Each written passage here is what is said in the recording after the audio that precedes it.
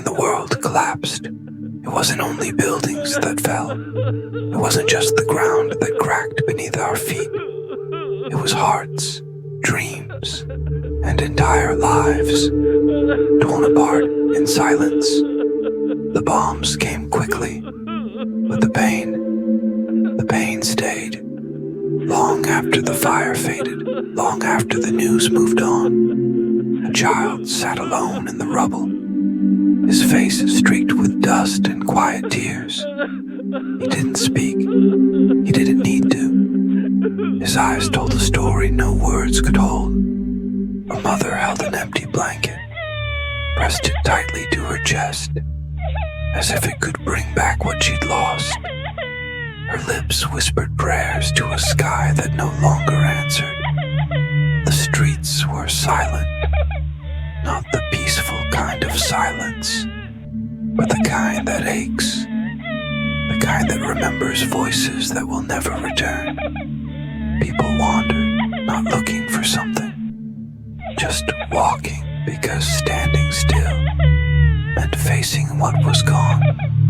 And in the middle of all this pain, among the ruins of war, among the ashes of families, someone walked quietly.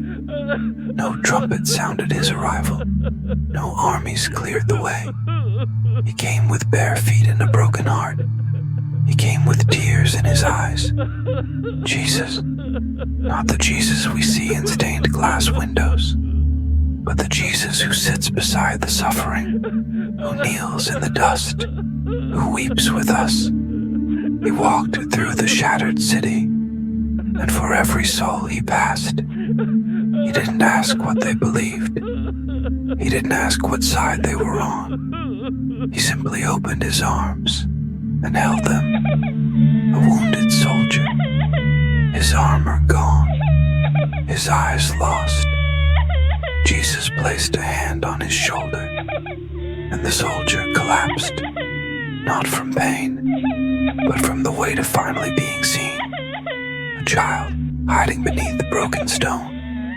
Jesus lifted her gently, and for the first time in days, she breathed without fear. A mother who could no longer cry.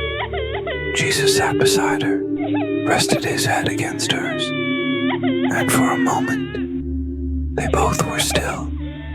He didn't speak grand words. He didn't promise the war would end tomorrow, but his presence was enough to make people believe again.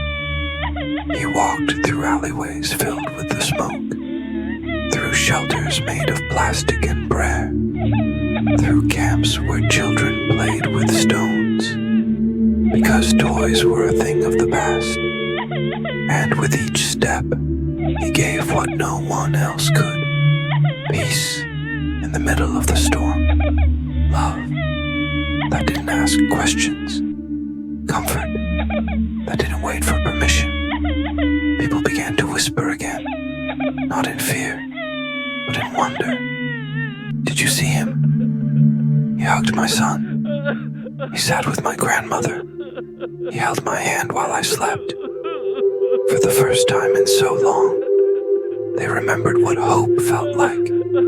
Not a hope of riches, not a hope of escape, but the quiet hope that comes from knowing you're not alone. That even when everything is gone, someone still cares. Someone still sees you. Someone still loves you. In a world that forgets so easily, he remembers every face. In a world that divides, he brings us together. In a world full of shouting, he speaks through stillness. And in a world torn by war, he doesn't come to judge. He comes to hold, to heal, to stay. Maybe today, you're walking through your own war. Maybe your home didn't fall to bombs, but your heart feels just as broken. Maybe you've lost something no one else can see, or you're carrying pain too heavy to name. Please, listen closely. He's walking toward you, right now, quietly, lovingly, with arms open wide. Let him hold you. Let him weep with you. Let him remind you that love still exists, that healing still comes, that no matter what you've lost, you were never lost to him. When the world collapsed, love still found us.